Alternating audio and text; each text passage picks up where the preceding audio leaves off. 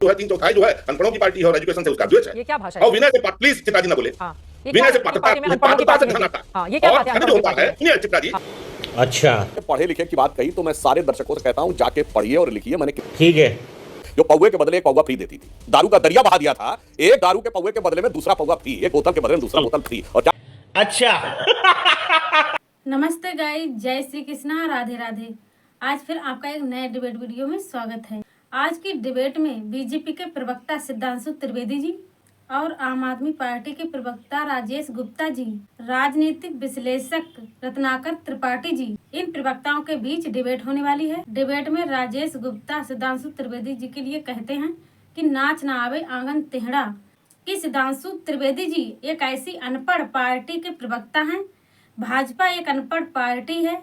तो ऐसे सिद्धांशु त्रिवेदी जी के लिए और उनकी पार्टी के लिए राजेश गुप्ता टिप्पणी करते हैं, जिसका मुंह तोड़ जवाब सिद्धांशु त्रिवेदी जी बहुत अच्छे तरीके से देते हैं और कहते हैं कि वो पार्टी के प्रवक्ता कह रहे हैं जिस पार्टी ने एक दारू के पहुए के बराबर दो दारू के पहुए दिए और शराब घोटाले की पार्टी के प्रवक्ता को ये बात बिल्कुल शोभा नहीं देती। इसी बीच राजेश गुप्ता और सिद्धांशु त्रिवेदी के बीच नोकझोंक हो ही रही थी कि बीच में उसका फायदा उठा लेते हैं रत्नाकर त्रिपाठी जी और कहते हैं कि भाजपा सरकार ने राजस्थान में 450 तक का सिलेंडर देने का वादा किया था और ये भाजपा अपने वादे से मुकर रही है। तो इसके लिए उनको जवाब देती हैं एंकर चित्रा त्रिपाठी जी। तो डिबेट बहुत ही इंटरेस्टिंग और मजेदार होने वाली है, इसीलिए बने रहिए शुरू से एंड तक।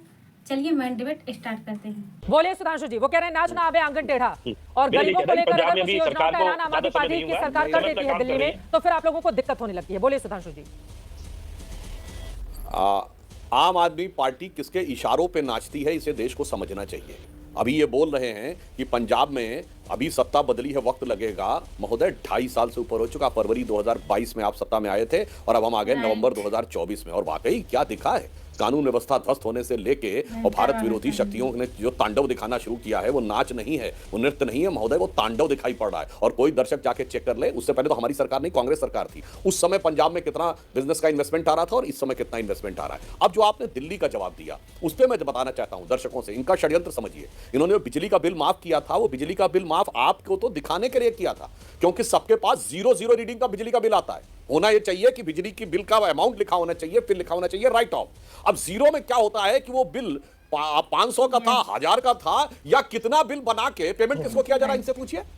प्राइवेट कंपनी के पास है ना बिजली का डिस्ट्रीब्यूशन, तो वो जा रहा है प्राइवेट कंपनी के पास पेमेंट। और उसमें घोटाले को लेकर आपत्ति भी हुई है और जांच की शुरुआत भी हुई है। मैं दर्शकों को बता देना चाहता हूं, देखिए साहब इसमें क्या है, 0 बिल बनाइए। अब पता ही नहीं किसी को, उसने शायद 1000 रुपए की बिजली यूज की होगी और उसके बिल के नाम पे 2000 रुपए का बिल फाड़ के कंपनी को दे दिया गया होगा। ये थी अंडरस्टैंडिंग। इसलिए बिजली कंपनी के बोर्ड पर जो 3 सरकारी अधिकारी होते थे उनको हटाकर आम आदमी पार्टी ने अपने नेताओं को उनके बोर्ड पर रख दिया।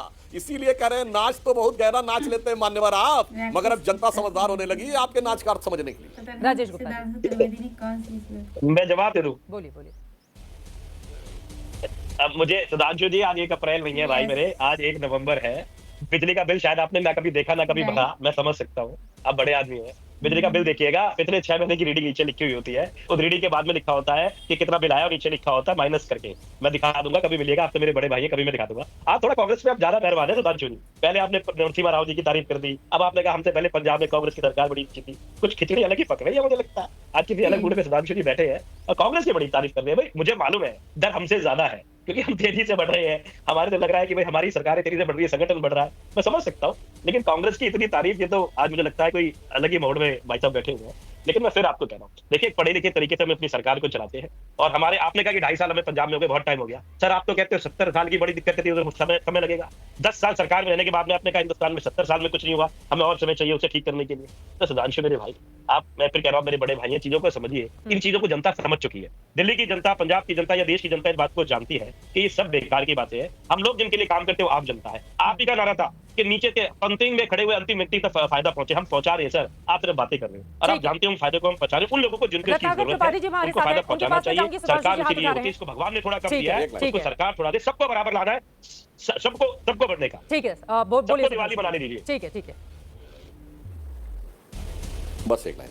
राजेश जी ने पढ़े लिखे की बात कही, तो मैं सारे दर्शकों से कहता हूं जाके पढ़िए और लिखिए। मैंने किसी की तारीफ नहीं की है। इनकी सरकार आने से पहले पंजाब में कितना इन्वेस्टमेंट आ रहा था और अब कितना इन्वेस्टमेंट आ रहा है। और आपने कहा आम आदमी तक आप कल्याण पहुंचा रहे हैं। पूरे देश को पता है कि आपकी इकलौती सरकार है दुनिया में, शायद दुनिया में होगी, देश तो छोड़िए, जो पौवे के बदले एक पौवा फ्री देती थी। दारू का दरिया बहा दिया था। एक दारू के पौवे के बदले में दूसरा पौवा फ्री, एक बोतल के बदले में दूसरा बोतल फ्री। और क्या गजब काम किया था, वो सारा कमीशन घटा के उनको देके। इसलिए वो सबको पता है कौन कल्याणकारी राज्य है और कौन आत्म कल्याणकारी राज्य है, वो सारे दर्शकों को पता है। अब किशोर तिवारी जी इतने स्माइल करते हैं कैमरे पर कि पता करना मुश्किल हो रहा है कि वो समर्थन कर रहे हैं, विरोध कर रहे हैं। संगीत रागी जी, मैं फौरन आपके पास आऊंगी, लेकिन रत्नाकर त्रिपाठी जी, आपसे एक टिप्पणी रत्नाकर जी को दिखाइए आप। रत्नाकर जी, मल्लिकार्जुन खड़गे जब ये कहते हैं कि कर्नाटक की 5 गारंटी देकर मैंने महाराष्ट्र में 5 गारंटी की घोषणा कर दी, लेकिन आपने एक गारंटी कहा खत्म कर देंगे। मैंने अखबार में पढ़ा है सखी प्रोग्राम वापस लेने की जो बात हो रही है, आप लोगों के लिए क्या ये गले की फांस नहीं बन रहा है रत्नाकर त्रिपाठी जी? या तो जितना बजट हो उसके हिसाब से आप लोग वायदा करें, और अगर वादा कर दिया है तो उसको निभाएं, क्योंकि जनता को भ्रम में रखकर चुनाव जीतना और उसके बाद अपने वायदे से पलट जाना, क्या मौजूदा परिस्थिति इस तरह की नहीं बन गई है रत्नाकर जी? ये बड़ी अच्छी बात कही आप। चित्रा जी, पहली बात वापस लेने की बात नहीं थी। दैट वाज, उन्होंने कहा था we will revisit the program, revise the program, देखते हैं। क्योंकि कुछ औरतों ने कहा, महिलाओं ने, कि हम सब्सिडी नहीं चाहते। और खड़गे जी तो बहुत जियाले हैं ना, एकदम उन्होंने मर्दई से इस बात को बोला कि भाई आप ऐसा मत करिए, आपके देख के हमने लागू किया, वहां पे उनकी प्रशंसा होनी चाहिए। मोदी और बाकी लोग थोड़ी हैं कि 28 नवंबर 2023 को रानीवाड़ा राजस्थान में अमित शाह चिल्ला चिल्ला के बोले कि देश का बाकी नहीं जानते, लेकिन राजस्थान की महिलाओं को 450 रुपए में सिलेंडर मिलेगा। कहां मिला? मोदी जी ने कहा क्या ये बात?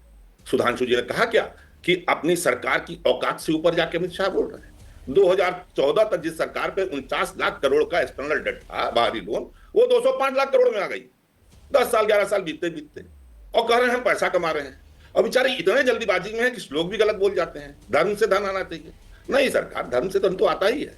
वो श्लोक है सुधांशु जी, विद्या ददाति विनयम विनयाद याति पात्रता, पात्रत्वात् धन मापनोति धनाद धर्म तथा सुखम।